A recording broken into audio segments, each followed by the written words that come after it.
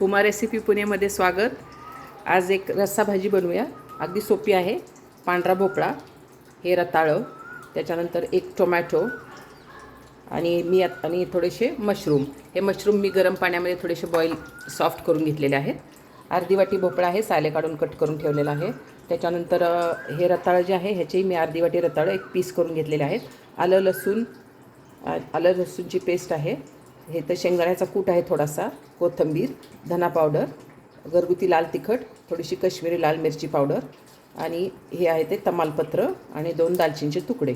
याच्याबरोबर मी हे जे आलं लसूणची पेस्ट केलेली आहे ह्याच्यामध्ये तुम्ही बघता हिरवा कलर आहे, त्यातमध्ये एक हिरवी मिरची मी ॲड केलेली होती थोडासा तिखटपणासाठी। हा जो टोमॅटो आहे हा थोडासा मी स्टीम करून घेतला आणि त्याची प्युरी बनवून घेतलेली आहे। आता आपण रेसिपीला सुरुवात करूया। तर साधारण 2 टेबलस्पून तेल गरम झालेलं आहे, याच्यामध्ये मी मोहरीची फोडणी देते। त्यानंतर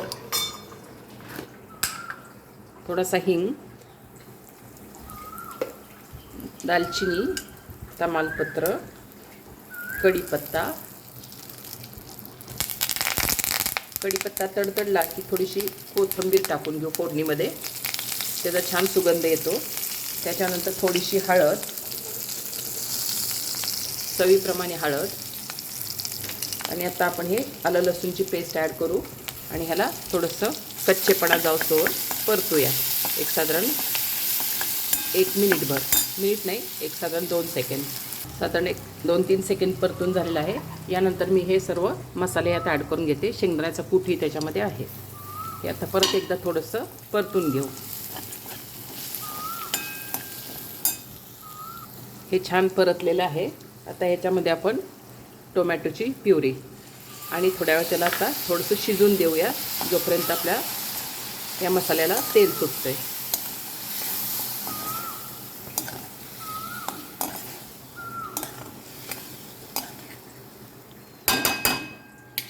याला मी आता थोडा वेळ परतून देते, एक झाकण ठेवून घेऊया, एक 2-3 मिनटं परतूया।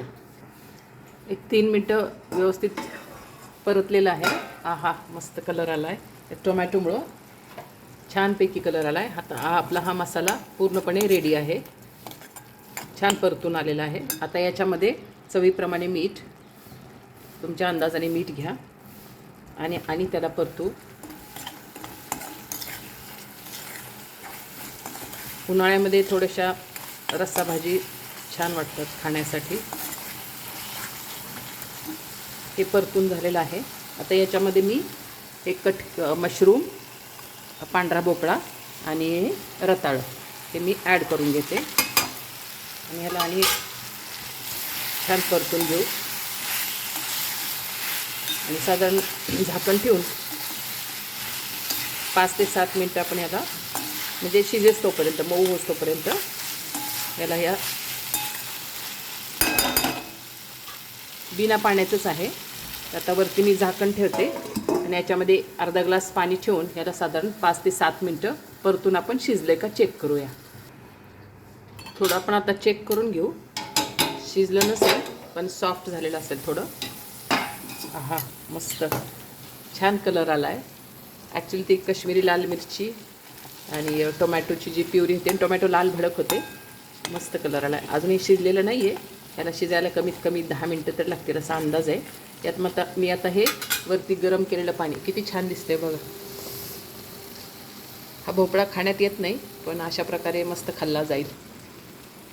आणि आता मी हे गरम पाणी ॲड करते।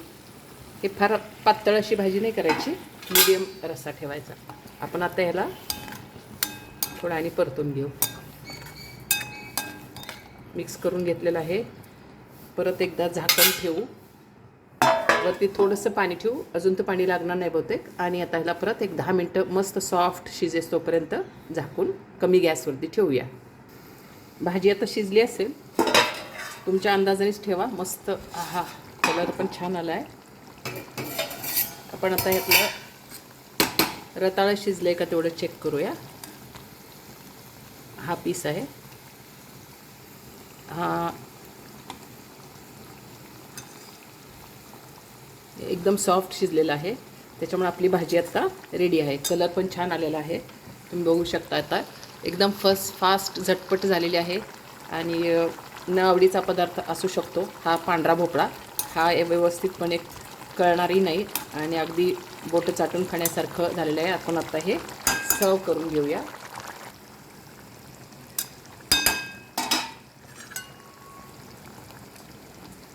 गरमागरम मस्त. त्याच्याबरोबर कांद्याची पात माझ्याकडे होती.